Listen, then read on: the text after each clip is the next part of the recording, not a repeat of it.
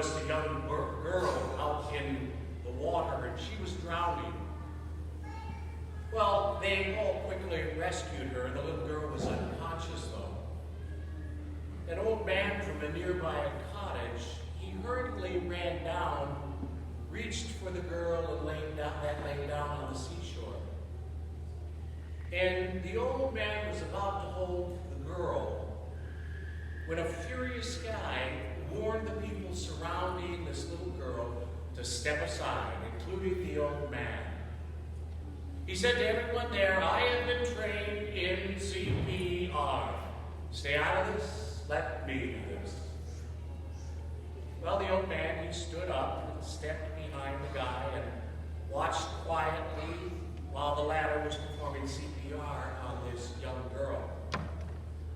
Well, after almost a minute, the little girl regained consciousness, and all the people around, they were just so excited, including the old man. They applauded him and greeted him with great care and happiness. They congratulated the guy.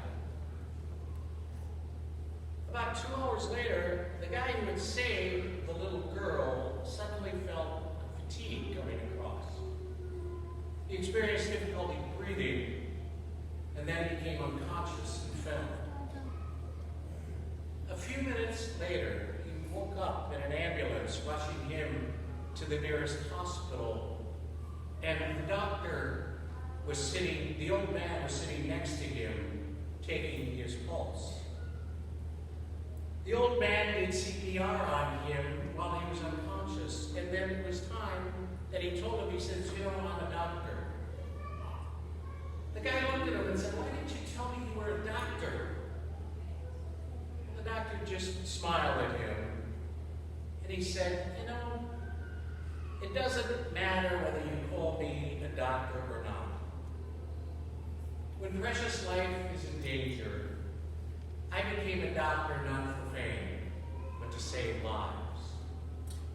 And he continued, "You and I, we had the same goal, and that was to save that little girl.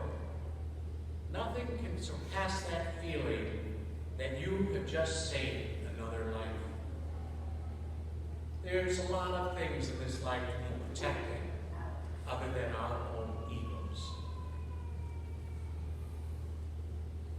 My sisters and brothers, gospel humility is one of the key things in Luke's gospel.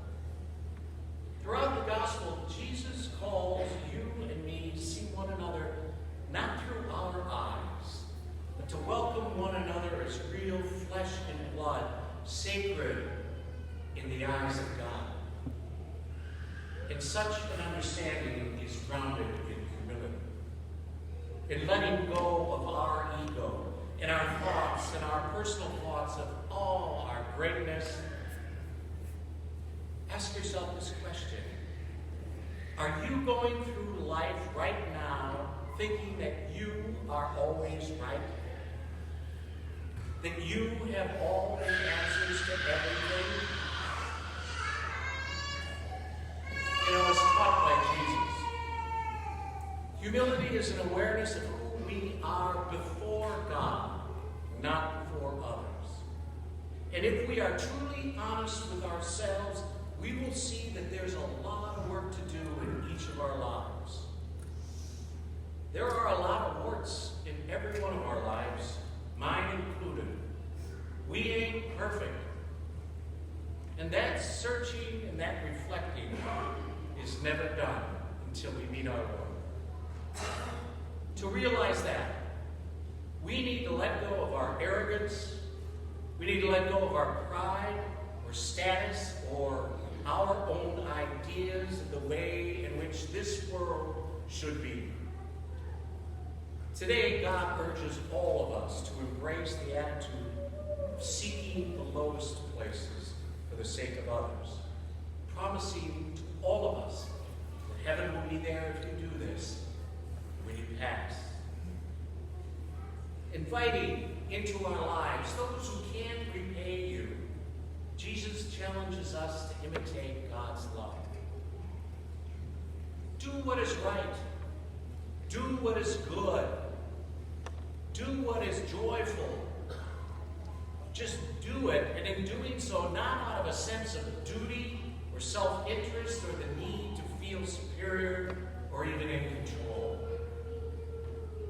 The humility of the gospel challenges us to appreciate that the blessings that we have received in our life are from God's love and not because of anything that we have done to deserve it.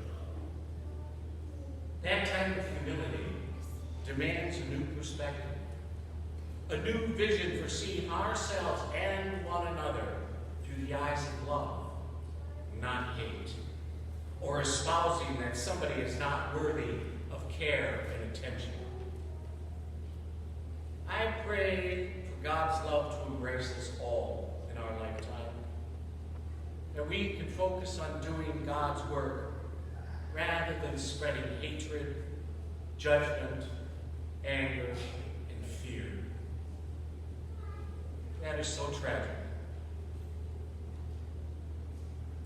You know, as a result of the encounter with the doctor, the young man will never see life or people the same way again.